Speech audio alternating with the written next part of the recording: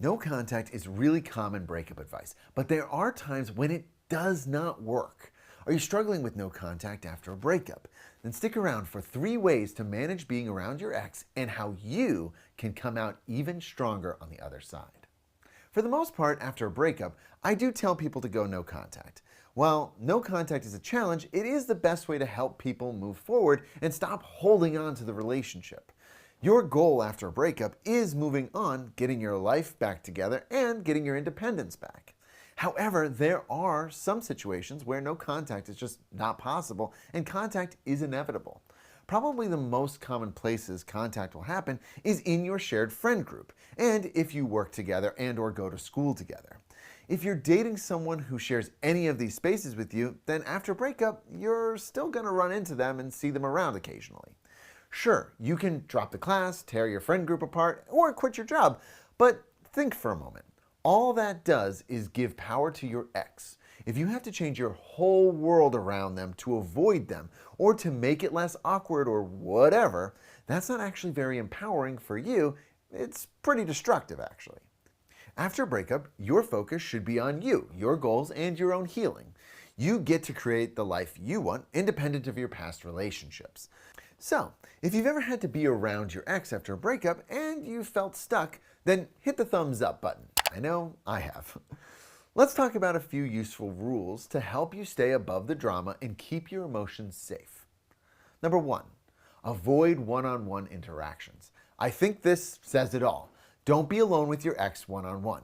And if you can't avoid close contact, then at least do your best to either be in public places or have other people you trust around you. This will hopefully stop the interaction from going anywhere more personal and keep you feeling like you still have some distance, especially if you're barely hanging on to your commitment to stay away from them. Number 2, have your accountability buddy support you. When it comes to breakups, friends can be important support structures for you. Let's check in with our favorite fictional couple, Jack and Sally. Today's scenario, they are coworkers who were dating for a while, but they just broke up. Sally really wants to keep her distance from Jack, but she thinks about the memories of all the good times they had, and she's barely hanging on to her no contact goal.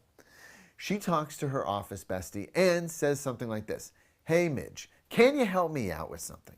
Jack and I broke up, and I keep wanting to text him or stop by and say hi, and I know I just shouldn't. Can you check in on me and make sure I'm staying away?" And Midge, being a stand-up gal, is of course going to agree. What Sally is doing here is getting an accountability buddy, a buddy who's going to help keep her accountable and stay on track. This way, Sally can keep her interactions with Jack minimal, keep her distance, and be able to move on with support. When you've had a breakup, it's okay to lean on your friends for support, so ask for what you need. Let me know in the comments how your friends have helped you through a breakup in your own life. Number 3, reclaim your space and power. After a breakup, you, like Sally, need to focus your time and attention on turning the space around you, or the space that you share with your ex, into one where you feel comfortable and in charge.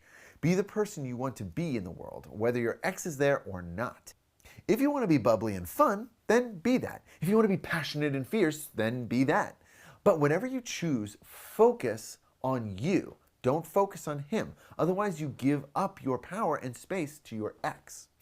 If this was a board game, you either get to play your turn or you pass. And if you pass, then the other player gets to make all of the moves. We don't want that.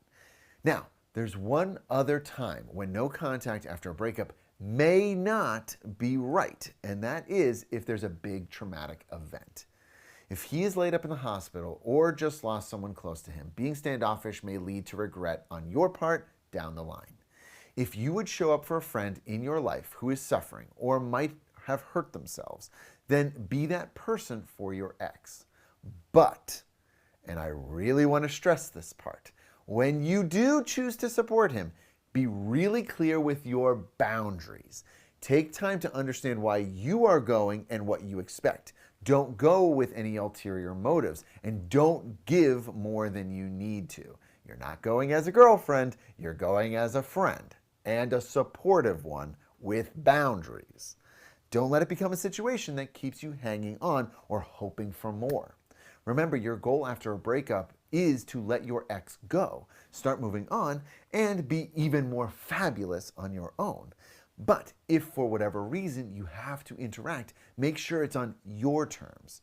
Take care of yourself and lean on your supports. It is really easy for your emotions to take control and make you do things that you'll later regret. So stay strong, stay powerful, and keep moving forward. Like Taylor Swift, you've got bigger dreams to focus on.